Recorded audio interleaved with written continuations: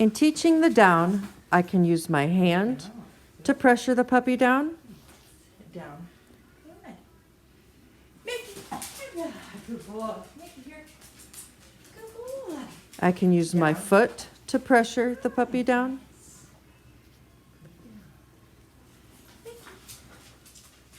I can use some treats to put the puppy down.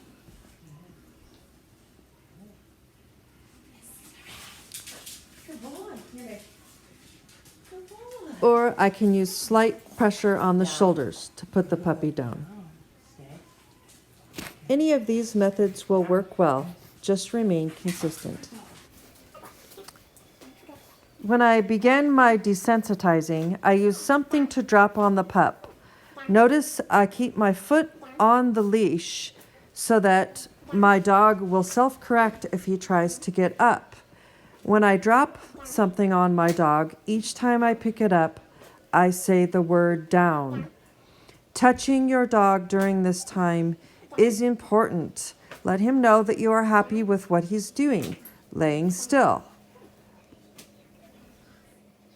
Once my puppy begins to relax, I take my foot off the leash and begin dropping my tool on my puppy as I walk around his body.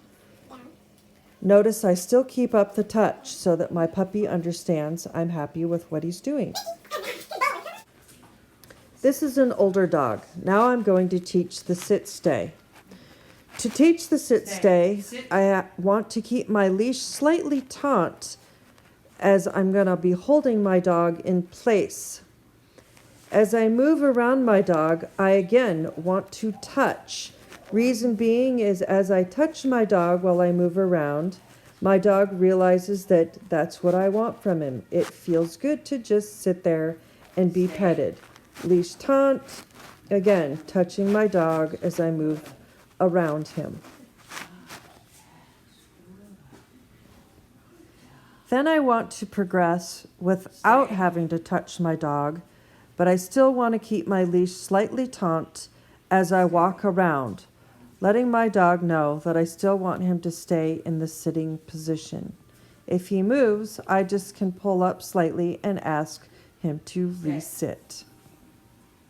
Then I will go with a loose leash around my dog.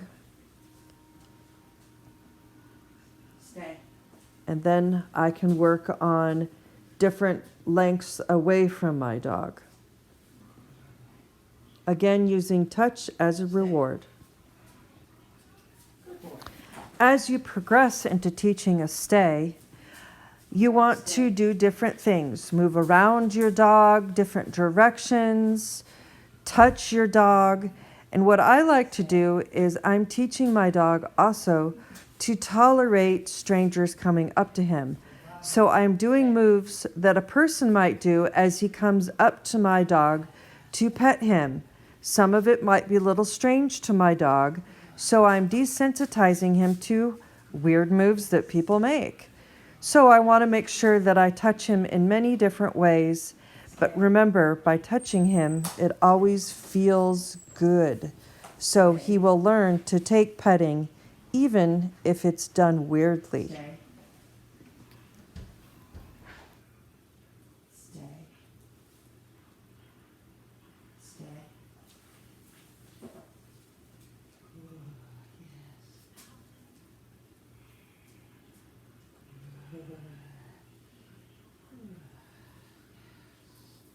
Stay.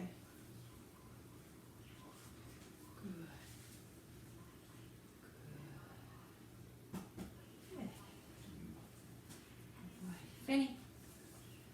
Yes, all right, good boy. Down. Yes, good.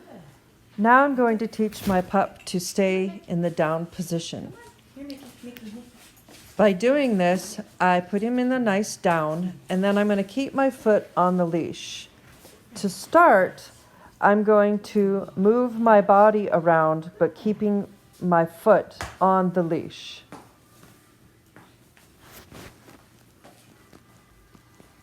Once my pup gets used to me moving around while I'm stepping on his leash, I'm going to stop stepping on his leash and start moving around his body. I'm going to do some strange moves, get in his space, get out of his space, and lots of touching, of course, to keep him happy and comfortable with what I'm doing. Down.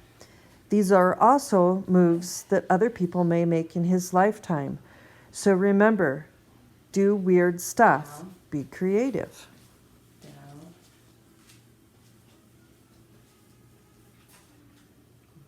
Down.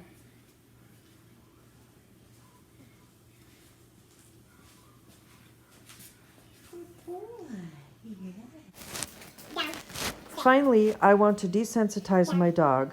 I'm going to remind him what it is to have something dropped on him. By doing this, he will remember what it's all about to stay.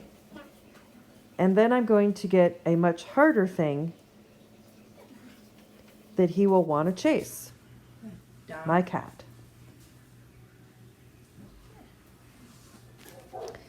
It is a good sign that my dog is not even paying that much attention to the cat. Why? He knows it's off limits.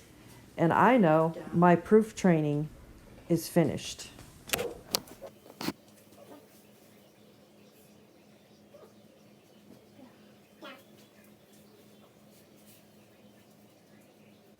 Here are some other things I do to proof my dog. But remember to be very, very creative when you're training this stay process. Reason being is what you're really doing is you are teaching your dog that he not only needs to accept anything you do to him, but he also needs to accept anything that anyone else does to him.